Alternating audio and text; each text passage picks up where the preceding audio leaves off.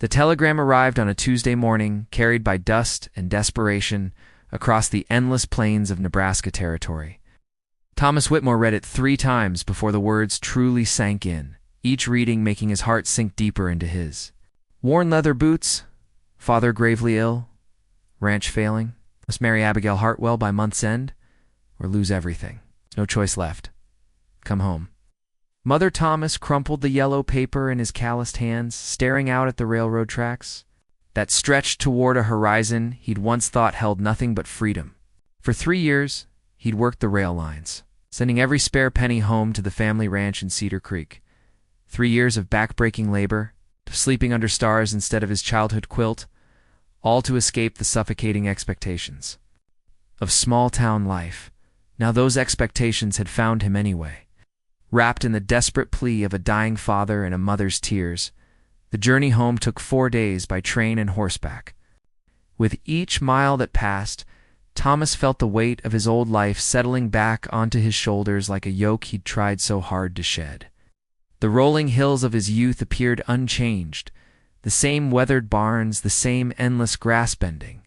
In the prairie wind, the same sense that time moved differently here, slower and more deliberate. Cedar Creek hadn't grown much in his absence. The main street still consisted of a general store, a saloon, a church, and a handful of other weathered buildings that seemed to lean against each other for support. Then it was home, even if home now came with strings attached. His mother, Eleanor Whitmore, waited on the porch of their farmhouse, her once proud frame bent with worry and exhaustion. When she saw him dismount, she rushed forward with tears streaming down her weathered cheeks. "Thomas, my boy," she whispered, holding him as if he might disappear again. "I'm so sorry. I'm so terribly sorry." Inside, his father lay propped against pillows, his once powerful frame reduced to sharp angles beneath thin blankets. Samuel Whitmore had been a giant in Thomas's childhood memories, a man who could lift a full-grown calf and work from sunrise to sunset without complaint. Now consumption had hollowed him out, leaving only the fierce blue eyes that had passed from father to son. "Thomas." His father's voice was barely a whisper. "Sit with me." Thomas pulled a chair close to the bed, taking his father's thin hand in his own work-roughened one. "Pa, what's this about a marriage?" "Surely there's another way, boy. Listen." Samuel's grip was surprisingly strong. "The Hartwells own half this county now. Old Marcus Hartwell holds our mortgage, and he's been patient longer than most would be. But patience runs thin when money's short." Eleanor sat on the bed's other side, her hands twisting her apron. "Marcus proposed the arrangement himself. Thomas, his daughter. She's had trouble finding a husband. He's willing to forgive our debt of it if you'll marry Abigail. And if I refuse," his father's eyes closed, "we lose everything. The ranch, the house, the land my father died defending. Everything goes to pay what we owe." Thomas felt the walls of his childhood bedroom closing in around him. Through the window, he could see the pastures where he'd learned to ride, the creek where he'd caught his first fish, the oak tree where he'd carved his initials alongside those of Sarah Mae Collins, the girl he'd loved and lost, before he'd even had the courage to tell her. "What do you know about this Abigail Hartwell?" he asked quietly. His parents exchanged a look that spoke volumes. Eleanor cleared her throat. "She's a good Christian woman, 26 years old. She helps at the church and reads to the elderly. Marcus says she's got a gentle heart. That's not what I asked." Samuel struggled to sit up straighter. "Son, she's a large woman, considerably large, and she keeps to herself mostly. But Marcus swears she's kind and would make a good wife." Thomas stared out the window at the setting sun, painting the prairie in shades of gold and crimson. Somewhere out there, a woman he'd never met was probably having a similar conversation with her father, being told she was to marry a stranger to settle a debt. The thought made his stomach turn. "When 2 weeks, Eleanor whispered. "The banns have already been posted." That night, Thomas walked the familiar paths of his childhood, trying to reconcile the man he'd become with the boy who'd once dreamed of adventure beyond these rolling hills. The moon was full, casting silver light across the grassland. And for a moment, he could almost pretend he was still that boy, still full of possibilities instead of trapped by obligations. He found himself at the old oak tree, running his fingers over the carved letters that time and weather had nearly erased. Sarah May Collins. She'd married a banker's son 2 summers ago and moved to Omaha. Sometimes he wondered if she ever thought about the boy who'd been too afraid to speak. His heart before it was too late. The wedding preparations began the next morning with a grimness that felt more like planning a funeral than a celebration. Eleanor threw herself into the work with desperate energy, as if perfect flower arrangements and carefully pressed linens could somehow transform this business transaction into something resembling love. Thomas made the required social calls, enduring the pitying looks of neighbors who'd known him since childhood. Everyone knew the arrangement's true nature, but frontier politeness demanded they speak of it as if it were a normal courtship. The pretense wore on everyone involved. 3 days before the wedding, Marcus Hartwell invited Thomas to dinner, a formal introduction to his future bride. Thomas spent an hour getting ready, polishing his boots and straightening his tie, trying to prepare himself for a meeting that felt more like a business negotiation than the start of a marriage. The Hartwell house sat on a hill overlooking Cedar Creek, a 2-story testament to Marcus's success in land speculation and cattle trading. It was the finest house in the county, with real glass windows and painted shutters. Speaking of wealth that seemed almost obscene in a land where most families struggled just to survive. Marcus Hartwell greeted Thomas at the door, a tall, severe man whose success hadn't softened his rough edges. "Thomas, boy, come in, come in. Abigail's been looking forward to meeting you." The parlor was furnished with pieces that had clearly been shipped from back east, velvet chairs and polished mahogany, tables that looked as foreign on the prairie as Thomas felt in his Sunday clothes. A fire crackled in the hearth, casting dancing shadows on wallpaper that probably cost more than most folks made in a year. "Abigail," Marcus called toward the staircase. "Come down, daughter, your young man is here."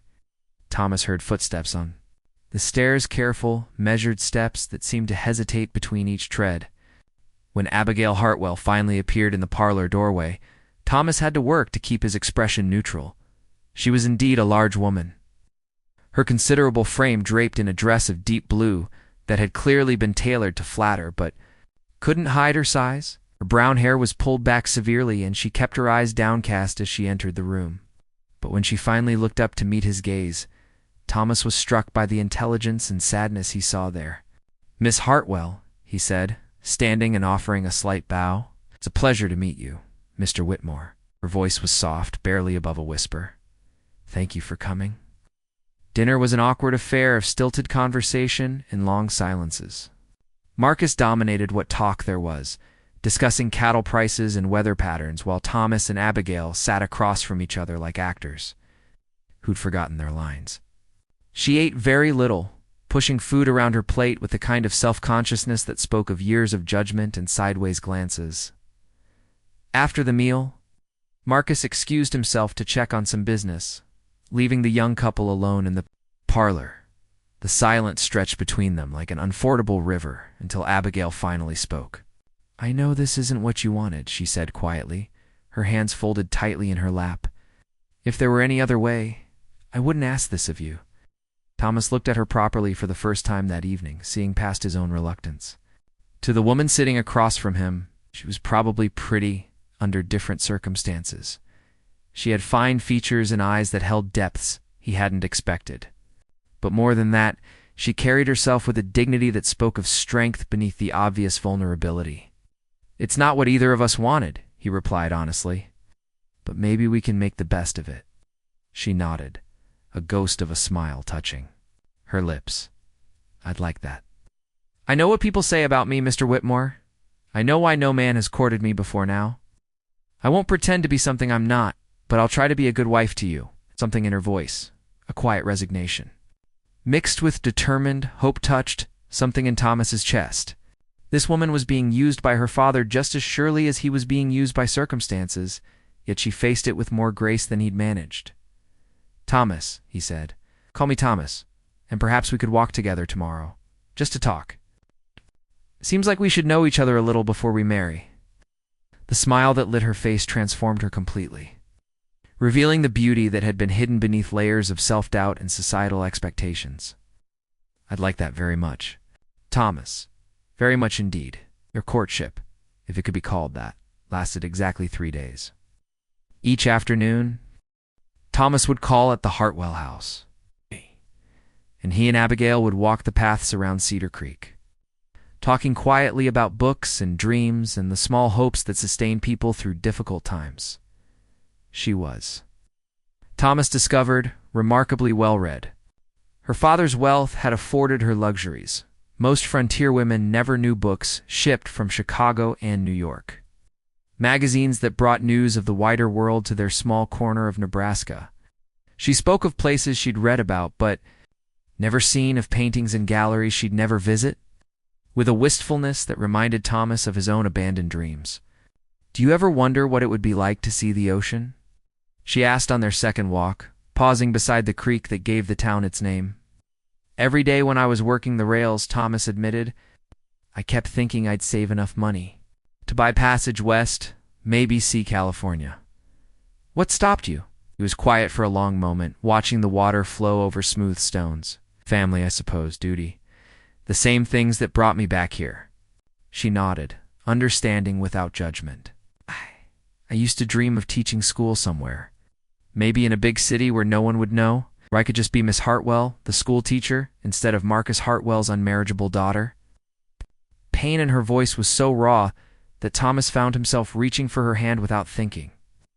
She startled at the touch, then squeezed his fingers gratefully. "Maybe," he said carefully, "we could dream new dreams together, different ones than we had before, but still worth having."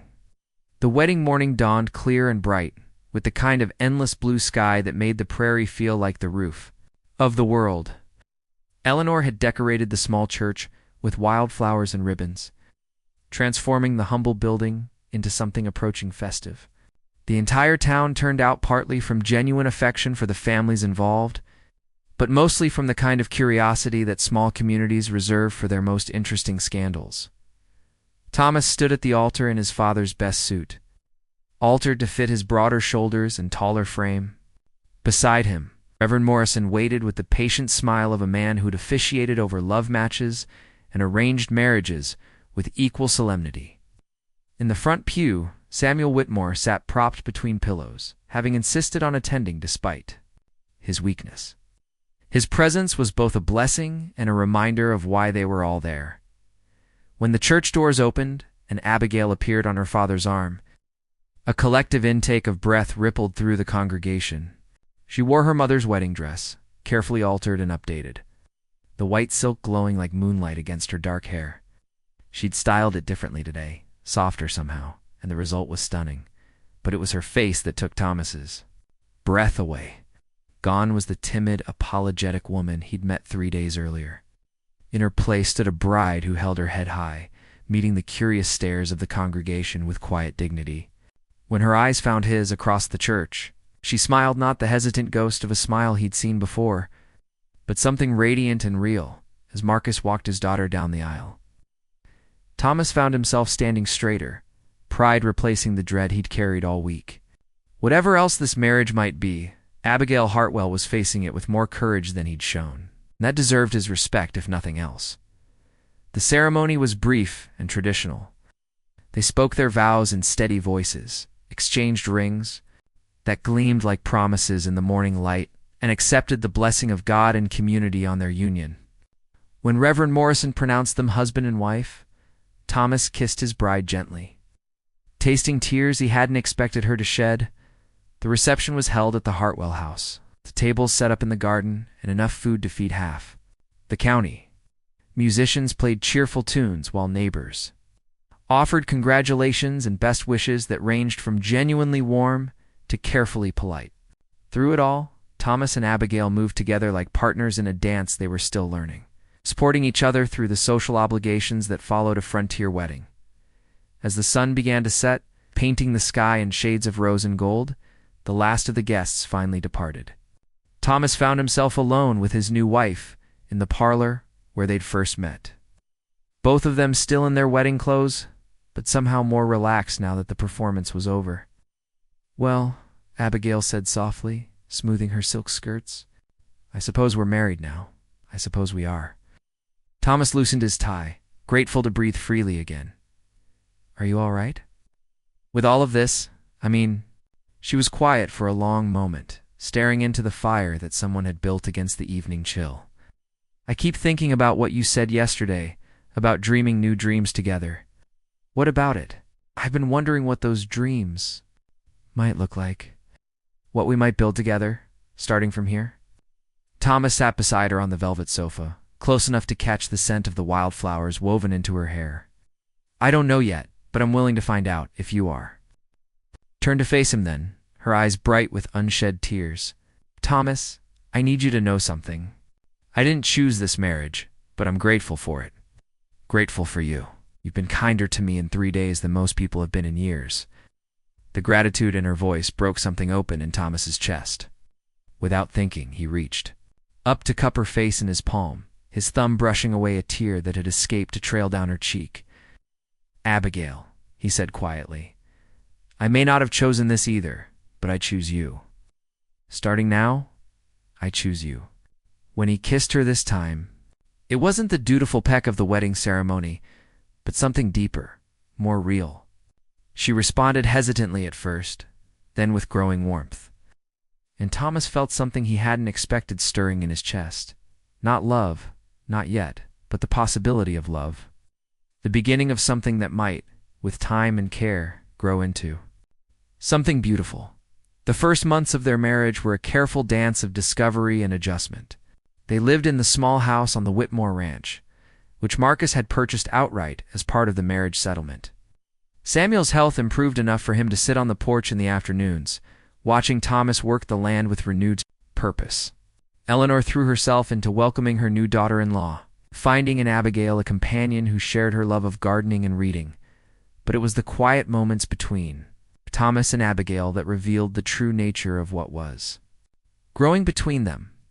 Evening conversations by the fire, shared laughter over books read aloud, the gradual easing of the careful politeness that had marked their first interactions. Abigail bloomed under the gentle attention of a man who saw her as more than her father's burden or society's joke. She began wearing brighter colors, styling her hair in softer ways, speaking up in conversations instead of fading into the background. The change was subtle, but unmistakable. She was becoming herself. Perhaps for the first time in her adult life, Thomas, meanwhile, found himself looking forward to coming home each evening, anticipating Abigail's smile and the warmth that had begun to fill their small house.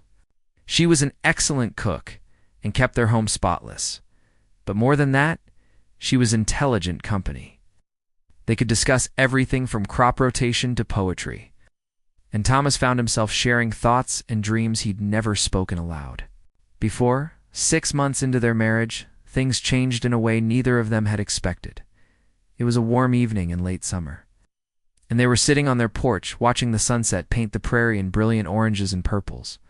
Abigail had been unusually quiet all day, and Thomas had noticed her picking at her dinner without her usual appetite. "Are you feeling all right?" he asked, setting down the harness he'd been mending. "You've seemed tired lately." She was quiet, for so long that he thought she might not answer. When she finally spoke, her voice was barely audible over the evening breeze. "Thomas, I think I'm with child." The words hit him like a physical blow, stealing his breath and sending his heart racing. They'd been sharing a bed for months now, their marriage having grown into something real and intimate. But somehow the possibility of children had seemed distant, theoretical. "Are you certain?" She nodded, her hands folded protectively over her stomach. "As certain as I can be. I've been feeling sick in the mornings, and I'm nearly 2 months late with my courses." Thomas stared out at the darkening sky, his mind reeling. With the implications, a child. Their child. The thought filled him with equal parts terror and wonder. "How do you feel about it?" he asked carefully. Abigail's laugh was shaky, but genuine. "Terrified. Excited. Worried about what people will say. You know how they count months between weddings and births? But mostly ... She turned to look at him. her eyes shining with tears, mostly happy. "I never thought I'd have children, Thomas. I never thought any man would want them with me." Something fierce and protective surged through Thomas's chest. He reached for his wife's hand, twining their fingers together. "Any man would be lucky to have children with you, Abigail?" The tears spilled over then, and she leaned against his shoulder as he wrapped his arms around her. They sat there in the gathering darkness, holding each other and contemplating the new life growing between them. The future that was suddenly more real and precious than either had dared to imagine, but their happiness was threatened from an unexpected quarter. Word of Abigail's pregnancy spread through Cedar Creek with the speed of prairie fire, and with it came whispers and sideways glances that made Thomas's blood boil. The timing was suspicious, people said. The marriage had been awfully sudden. Perhaps there had been more to the arrangement than anyone knew. The talk might have remained just talk, if not for Sarah May Collins. She returned to Cedar Creek in the autumn, her marriage to the Omaha banker having ended in scandal and divorce. Beautiful as ever, but harder now, with a bitter edge that transformed her golden prettiness into something sharp and dangerous. She took rooms above the general store and set about reminding everyone of her history with Thomas Whitmore. "It's a romantic story," she said loudly enough to be overheard at the church social. "A man forced to marry one woman while still carrying a torch for another. Though I suppose duty calls, doesn't it? Especially when there's money involved." The poison she dripped into willing ears began to work its way through the community. People started looking at Thomas and Abigail differently, seeing financial arrangement instead of growing affection, duty instead of choice. The scrutiny was hardest on Abigail, who had never been fully accepted by Cedar Creek society and now found herself the subject of speculation that cut deep. "They're saying you only married me for father's money," she told Thomas one evening, her voice carefully controlled. "That you're still in love with Sarah May Collins." Thomas set down his coffee cup hard enough to rattle the saucer. "Let them talk. People always need something to gossip about. Is it true?" A quiet question stopped him cold. He looked across their small kitchen table at his wife. Really looked at her. She was 5 months pregnant now, glowing with health and happiness despite the community's whispers. Her hair caught the lamplight like spun gold, and her eyes held depths of love and vulnerability that took his breath away. "Abigail," he said carefully, "I won't lie to you. I did love Sarah May once, or thought I did. But that was years ago, and she's not the woman I thought she was. And now I love you." The words surprised him with their truth and simplicity.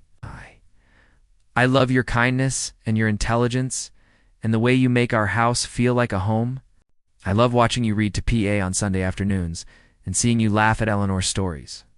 I love the way you're carrying our child like it's the most precious thing in the world." Her breath caught and fresh tears spilled down her cheeks. "Do you mean that?" Instead of answering with words, Thomas rose from his chair and pulled her into his arms, kissing her with all the passion and tenderness that had grown between them over the months of their marriage. When they finally broke apart, both were breathing hard. "I love you too," she whispered against his lips. "I've loved you almost from the beginning, but I was afraid to hope you might feel the same." That night, for the first time, their lovemaking was accompanied by words of love freely given and received. They held each other afterward, talking quietly about their hopes for their child and their future together. The bond between them stronger than ever, but Sarah May Collins wasn't finished with them yet. The confrontation came on a snowy December morning when Thomas was in town for supplies. He emerged from the general store to find Sarah May waiting beside his wagon, wrapped in a fur coat that spoke of the wealth she'd briefly enjoyed in Omaha. "Hello, Thomas," she said, her smile as cold as the winter air. "You're looking well? Marriage agrees with you, Sarah May." He began loading his purchases, not trusting himself to look at her directly. "I heard you were back. Aren't you going? To ask me why? It's none of my business." She laughed, the sound brittle and sharp. "Oh, but it is. You see, I came back for you, Thomas. I made a mistake when I married Robert. Should have waited for you to come home. Should have fought for what we had." Thomas stopped loading supplies and turned to face her. "What we had was over years ago, Sarah May. I'm married now, happily married." To that cow, her beautiful face twisted with contempt. Please, Thomas. We both know that marriage is just business. Her father's money for your family's land. But now that the debt is settled, you could leave her. We could go away together, start fresh somewhere new. The casual cruelty in her voice ignited something dangerous in Thomas's chest. Don't you ever speak about my wife that way again? Your wife? Sarah May stepped closer, her perfume cloying. In the cold air, Thomas, darling, she's not really your wife. Not in any way that matters. She's just an obligation you've fulfilled. But I'm here now, and I'm free, and we could have what we always should have had. What we should have had. Thomas shook his head, seeing clearly for the first time the woman he'd once thought he loved. Sarah May, what we had was the foolish infatuation of children. Abigail is my wife in every way that matters. I love her, and she's carrying my child. And if you think I'd abandon them for someone who could speak so cruelly about an innocent woman, then you never knew me at all. Sarah May's face went white with fury. You'll regret this, Thomas Whitmore. When you're stuck on that pathetic little ranch with your fat wife and squalling brats, you'll remember what you gave up for duty. She spun on her heel and stalked away, leaving Thomas standing in the snow with his heart pounding and his hands clenched into fists. But beneath the anger he felt something like relief. The ghost of his past had finally been laid to rest, and he was free to embrace the future he'd built with Abigail. He found his wife in their kitchen when he returned home, kneading bread dough with the focused intensity she brought to everything she cared about. Her pregnancy was showing more now, a gentle curve beneath her work dress that filled him with wonder every time he saw it. How was town? She asked, without looking up from her work. Eventful. Thomas set his purchases on the table and moved to stand behind her, wrapping his arms around her waist and resting his hands on their unborn child. Sarah May was there, Abigail's hands stilled in the dough. What did she want? Me, apparently. She seems to think our marriage is just a business arrangement that I might be willing to dissolve now that your father's debt is settled. Thomas felt his wife's shoulders tense beneath his hands. And what did you tell her? That I love my wife and wouldn't trade her for all the Sarah May Collinses in the world? He turned her in his arms, tilting her chin up so he could see her eyes. Abigail, you are not an obligation or a burden or anything other than the best thing that ever happened to me. I need you to know that. The smile that lit her face was radiant enough to chase away the winter darkness. I do know it, and Thomas, you're the best thing that ever happened to me too. Their son was born on a warm April morning with his father's blue eyes and his mother's stubborn chin. They named him Samuel, after his grandfather, who lived just long enough to hold his namesake before passing peacefully in his sleep a week later. The birth was difficult, leaving Abigail weak and confined to bed for several weeks. Thomas barely left her side, caring for both wife and child with a tenderness that surprised everyone who witnessed it. The sight of the big, work-roughened man gently bathing his tiny son or reading aloud to his recovering wife became one of Cedar Creek's favorite stories, told and retold until it took on the quality of legend. Sarah May Collins left town that spring, and no one was sorry to see her go. The whispers and speculation that had followed Thomas and Abigail's marriage died away, replaced by genuine affection for the couple who had found real love in an arranged match. As summer bloomed across the prairie, the Whitmore family settled into a rhythm of contentment that felt as natural as breathing. Thomas worked their expanding ranch with renewed purpose, knowing that everything he built was for his wife and son. Abigail recovered her strength and threw herself into motherhood, with the same intelligence and devotion she brought to everything else. Little Samuel grew fat and happy, the center of a household that revolved around love instead of duty.